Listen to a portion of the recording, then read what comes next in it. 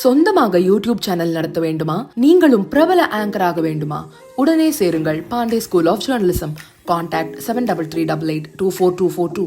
சமீபத்திய நிகழ்ச்சி ஒன்றில் பாகிஸ்தானின் இராணுவ செய்தி தொடர்பாளர் லெப்டினன்ட் ஜெனரல் அகமது செய்ஃப் சௌத்ரி இந்தியாவிற்கு பகிரங்க மிரட்டல் விடுத்துள்ளார்.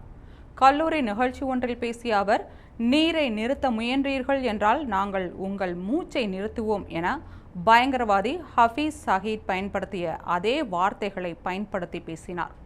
இந்தியாவின் சிந்து நீர் ஒப்பந்தத்தை இடைநிறுத்தத்திற்கு எதிராக மாணவர்கள் முன் வெறுப்பு பேச்சை பேசியுள்ளார்.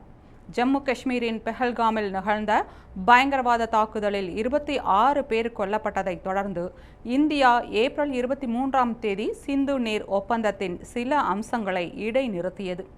இந்த ஒப்பந்தம் 1960 உலக வங்கியின் பின்புலத்தில் இந்தியா பாகிஸ்தான் இடையே கையெழுத்திடப்பட்டது. இந்த ஒப்பந்தம் சிந்து நதிநீர் மற்றும் அதனுடன் இணைந்த நதிகளை பகிர்ந்து கொள்வது தொடர்பான வழிகாட்டுதல்களை கொண்டுள்ளது. இந்த நிலையில் அகமது ஷெரீப் சௌத்ரியின் மிரட்டல் பயங்கரவாதி ஹஃபீஸ் சயீதின் பாணியில் அமைந்துள்ளது. அவரது உரை சமூக வலைதளங்களில் பரவி வருகிறது.